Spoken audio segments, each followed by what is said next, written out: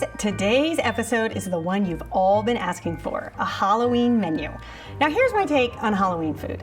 For me, it has to look appetizing, and it also has to be delicious. So you won't find any food coloring or eyeball soup here. No. Instead, I've used all natural ingredients to create a menu I think you guys are gonna love. So imagine, if you will, you've been dropped into an enchanted forest inhabited by an elderly witch. She's invited us for dinner, and here's what's on the menu. We're gonna kick things off with a homemade pumpkin punch served in a real fairy tale pumpkin. Then I'll show you how to make my spooky bug bites, which are broiled dates with salty gorgonzola cheese topped with a crunchy walnut. Then it's spider bites created with herbed cheese and black olives. For our main course, it's a yummy witch's stew made with wild mushrooms, roasted chicken, and fresh rosemary. Then I'll show you my easy cheat for making cheesy cornbread muffins. Then one of my favorite recipes for a crunchy fall harvest salad. And for dessert, it's my wickedly good chocolate fondant cake served with an eerie chocolate whipped cream and spooky meringue mushrooms. Now before we begin, I have a little bit of exciting news to share with you guys. You may remember a few weeks back, I took a little bit of a break. Well, I was busy planning a new project. My good friends at King Community have decided to give me my own channel. That's right, I'm gonna get a spinoff. How fun is that? The channel will be called Entertaining with Beth, and on it I'm gonna be sharing some of my favorite recipes for holiday entertaining, as well as all of my tips and tricks for keeping everybody sane during the most hectic time of year. The channel will launch on October 29th and will be part of the newly formed Kin Network. So be sure to subscribe and let's enjoy my most favorite time of year together. And not to worry, I'm still going to appear here on King Community as well. It's just now you have two places to find me. All right, so let's get back to Halloween and get this party started. I love the idea of a specialty cocktail, especially on a holiday like Halloween. And one of the things I love to do around this time of year is create punches. They're fun, they're festive, and everybody loves a good punch.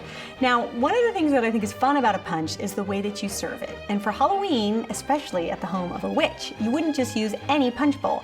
She'd probably use a real pumpkin. So I love these fairy tale pumpkins. Sometimes they're also called Cinderella pumpkins. I get them at Trader Joe's every year, but I've also seen them at some pumpkin patches around town. I love them because they look like pumpkins that grew maybe 100 years ago. They're old and sort of multicolored, and they just look very mysterious and eerie. The way to make a pumpkin punch bowl out of a real pumpkin is simple. You're basically just gonna carve the top of it like you would a jack-o'-lantern. And I won't lie, this takes some work. You gotta put in a little bit of elbow grease, but it's definitely worth doing because the result is so cool. You wanna start with a sharp sort of paring knife, just to kind of score it. After you get the main score done, then go in with a bigger chef's knife just to really cut the pumpkin flesh and wiggle it loose until it comes undone. When that pumpkin is open, you will see it has the most beautiful orange flesh to it. You just want to go in there and carve it out, clean out all the seeds and all that sort of stringy flesh until you're left with a really smooth bottom. Now these pumpkins are so thick, and that's the great thing about them. You don't need to line them with anything in order for them to hold liquid. Once you have it all carved out, you want to just put the top on, and at that point you can pop it in the fridge until you're ready to use it.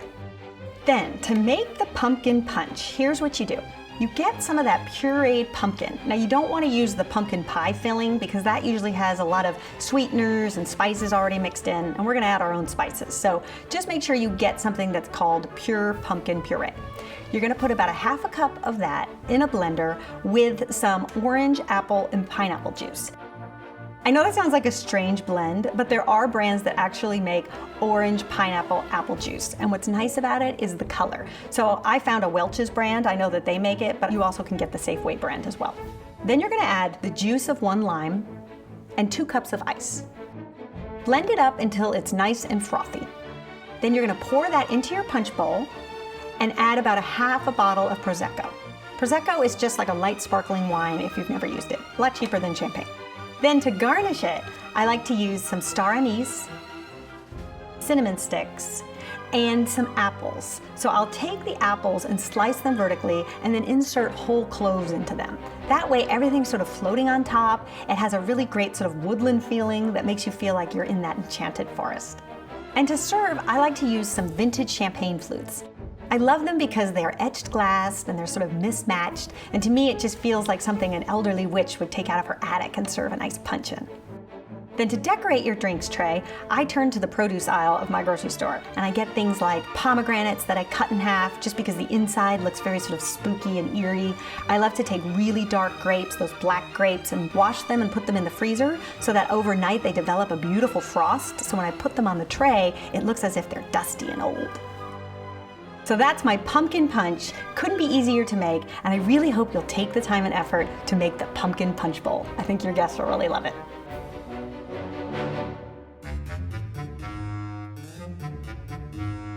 One of the things I think is fun about Halloween is just to give people a little bit of a fright, just to startle, and these appetizers do just that. So to make the spider bites, take your favorite cracker. I like a round cracker because I think it works well with the shape of a spider. Then take some Boursin cheese. If you're not familiar with Boursin cheese, it's a herbed spread that you get in the cheese aisle of your grocery store. If you can't find it, you could also use goat cheese, just mixed with your favorite herbs. It would be the same thing. Then take a small ice cream scoop and take a scoop of the cheese and place it on the cracker. And then the fun part, the spiders. So you want to take some black olives that are already pitted, cut them in half, and one half becomes the body of the spider. You're going to place that on the cheese. Then you want to take the other half and cut 6 little legs. Now I know most spiders have 8 legs, but this is a magical spider, so it's only going to have 6. You're going to take the legs and place it in the cheese, and you'll see you'll have one adorable little spider sitting atop a delicious hors d'oeuvre. And then the other hors d'oeuvre that I think is fun, that is equally delicious, is something I call a bug bite. So I love fresh dates, I think they're delicious, but they do look a little odd. In fact, to me, they've always kind of looked like bugs, so I thought, what a perfect idea for Halloween. So go get some fresh dates. You can find them in the produce aisle of your grocery store. Cut them in half and take the pit out. Then you're going to fill the date with some gorgonzola cheese and put it on a sheet pan and pop them under the broiler. It only takes probably 2 to 3 minutes just to start to melt that cheese. It'll start to turn a little bit golden brown and the dates will begin to get soft. Pop them out of the oven and place 1 walnut on top.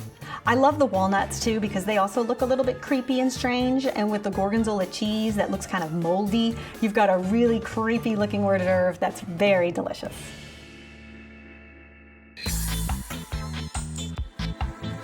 I love this stew because it uses all the great flavors of autumn. It also just reminds me of something that a witch might cook up in her cauldron. What you're going to do is you're going to start with some chicken. You want to buy 2 breasts that are bone in, skin on. And the reason you want to do that is because you're going to roast it at a very high temperature, and the skin and the bones will just keep that meat really, really moist, so then when it's cooked through, you're not going to have a dried out piece of chicken. So you're going to pop that in the oven at 400 for about 20 to 25 minutes, just until it's done. Meanwhile, you can get on with making the base for the stew. You're going to saute up some yellow onions, some leeks, just the white parts, not the green parts, and some celery, just until those vegetables are soft and fragrant. Then you're going to add the mushrooms. So I love mushrooms around Halloween time, not only because they're great in the fall, but because they kind of look spooky, especially oyster mushrooms. You look at them and you think, is that safe to eat? They are, totally available at the grocery store, but they just look kind of spooky and old. You're going to saute those up with the vegetables just until they start to cook down. Then you're going to add dried thyme, some garlic, and about half a cup of white wine. You're going to cook that just until the wine is evaporated and reduced down. Then you're going to add about 6 cups of broth. Now to thicken the stew, you want to take about 2 tablespoons of flour mixed with some water. Mix that up and add that to the pot. As it cooks, that stew will start to thicken thanks to the flour. Then you're going to put about 5 sprigs of fresh rosemary, put the lid on and let that simmer for about 5 to 7 minutes. Basically what you're trying to do is to release all of the oils in the rosemary to impart a wonderful rosemary flavor to your stew. At this point, your chicken is most likely done. Allow it to cool just so that it's easy to handle. Then you're going to remove the skin and cut up all the chicken off the bone, just kind of shredding it apart as you go. Add the chicken to the pot, and then about half a cup, a half and half, and stir, and you will see you will start to have the most beautiful looking stew. To serve, ladle your stew out in some bowls, and then garnish with a fresh sprig of rosemary. And you will see you will have a warm, comforting, delicious stew that's also a little bit creepy, but also festive and fun. The perfect complement to go with the witch's stew is a cheesy cornbread muffin. Now normally I don't like to make things from boxes. I like to make things from scratch as much as I can. But we have a really amazing dessert ahead of us, and I wanted to make sure that you guys made the dessert, so I wanted to make it easy for you and not have a lot of baking. So that's why we're going to use a box mix of cornbread. But we're going to doctor it up so that it looks homemade. Buy your favorite brand of cornbread mix and follow the instructions on the back for how to make it. Then you're going to add about a half a cup of Swiss cheese, 3 tablespoons of chopped chives, and then some frozen corn. All these ingredients will just make it feel a little bit more like homemade. Now normally when I make cornbread muffins, I will use foil liners or paper liners in a muffin tin, but to me it just didn't sound like something that a witch would use, so we want to make these look as old and authentic as possible. So for this, just take your tin and spray it with some non-stick cooking spray, and don't use the muffin papers. I really like to use an ice cream scoop when scooping out muffin batter. That way you know that all your muffins will be the same size. On the top, you're going to add about a tablespoon of chopped green onions and some more cheese. When those muffins bake, they'll start to become cheesy and that greenery will start to peek through, and it'll look like something the witch took from her garden and cooked up for you. And to serve, I like to use my black wire cake stand. I don't even put a napkin in it or anything because I like to see the pattern, because to me it looks like a spooky spider web. Pile those muffins all the way up to the top and watch your guests dig in.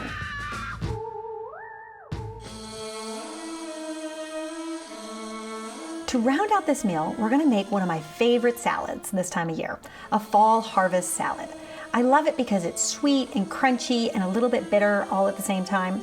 I love to use a large wooden salad bowl, just because it speaks to nature and kind of works with our enchanted forest theme. You're going to put about a teaspoon of honey mustard in the bowl, and to that you're going to add some apple cider vinegar. Just whisk that up until combined, and then slowly add some grapeseed oil. Season with salt and pepper, and that's it. Your vinaigrette is done. And then for the salad, I love to use frise salad. Not only is it delicious, but because of its pointy edges, it looks almost sinister. Perfect for this menu. Then you're going to take some radicchio. Radicchio you will find in the produce aisle of your grocery store near the lettuces. It's a small Italian vegetable that has a nice bite to it. I love it for this salad and for this menu because that kind of purpley red mixed with the white also looks a little bit creepy. Just slice that into thin ribbons and add that to your salad. Then you're going to take some Belgian endive. Slice that up into ribbons as well. Now for the sweetness. Take some apples and slice them into matchsticks. It's really easy to do if you've never done it. You just slice the apple vertically, flip them around, and then slice the other way, and you'll end up with some matchsticks. Then I also love to add some pomegranate seeds. Just because they're red and a little bit spooky, to me they always look like little bug eyes. So I think it's great for this menu. And then for some added crunch, about a half a cup of whole pecans. So that's how you make the fall harvest salad. It's delicious and crunchy and sweet, and also a little bit spooky too.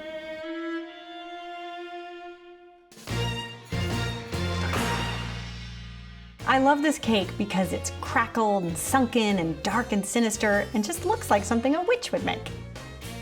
Now I will be honest, there are 3 parts to this cake. None of it is hard, but it is a little time consuming. So make sure that you do most of this work the day before. It's definitely worth doing because the results are so impressive and it's such a fun dessert for Halloween. So I definitely want to make sure you guys have the time to do it.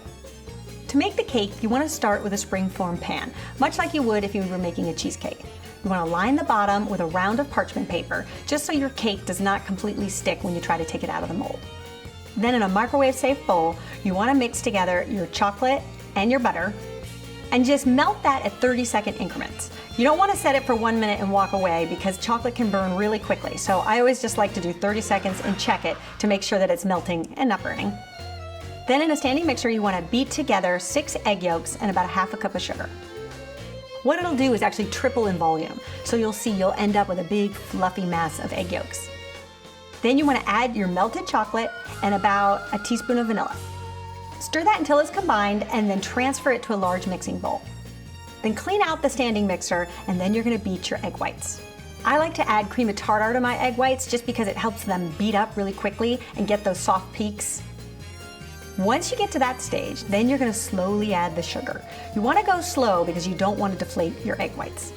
I also like to use sometimes what they call baker's sugar or superfine sugar. You can get it in the grocery store right next to the regular sugar, and what it is just a finer sugar, which is softer for a recipe like this where you don't want to deflate your cake. Once that's done, take about half a cup of those egg whites and combine it with your chocolate mixture. You just want to kind of lighten that chocolate mixture and get it ready for the rest of the egg whites. Then take the rest of the whites and fold them in slowly, being sure that you don't deflate the batter. Then transfer the batter to the pan and pop in the oven for about 40 minutes.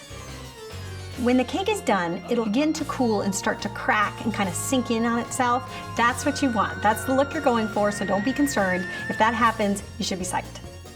So I love this whipped cream recipe because it's not exactly a dark chocolate and it's not white whipped cream either. It's somewhere in between, which creates that sort of eerie, ghostly kind of chocolate, which is perfect for this cake. In a standing mixture, you're going to add 2 cups of heavy cream, a 1/4 cup of unsweetened cocoa. You want to actually use the baker's cocoa, not the cocoa you would make like hot chocolate with. Then 2 tablespoons of powdered sugar and some vanilla. Whip that all up just until soft peaks form, and then you're done.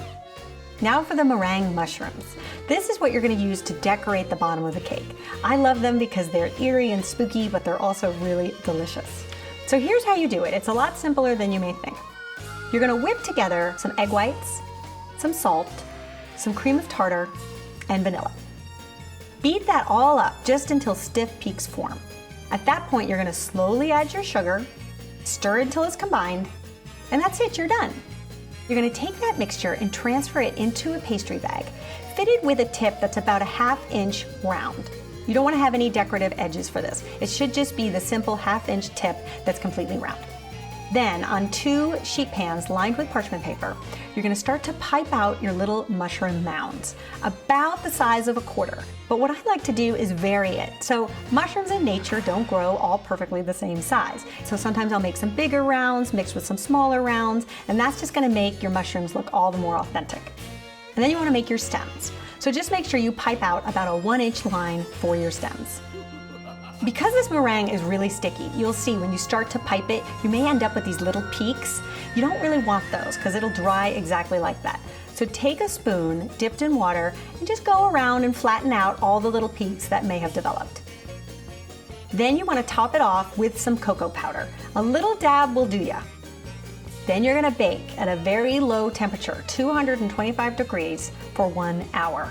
And what it's doing, it's not necessarily cooking it as much as it is drying them out. So right now that batter is really sticky. You want to get to a point where it's actually hard that you can carve into it. After the meringues have been in the oven for about an hour, you want to melt about 1/2 cup of chocolate chips. You're basically going to use that melted chocolate like a kind of glue. Take one of the mushroom caps and carve a little hole in the bottom of it, and then smear it with chocolate, being sure that you're putting some of that chocolate in that hole. Then you're going to take one of your stems and fit it in, and you'll see you have the cutest little mushroom.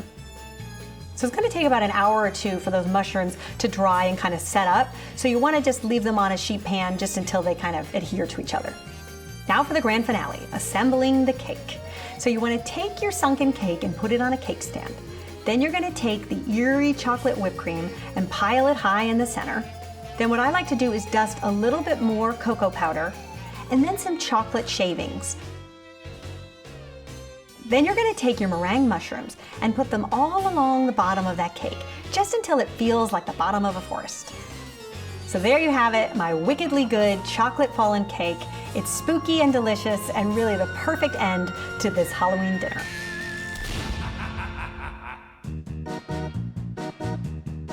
So if you'd like to make this menu, here's your game plan. The day before the party, make the chocolate cake, cover it with foil, and keep covered at room temperature. Then, make the chocolate whipped cream and put it in an airtight container and pop in the fridge.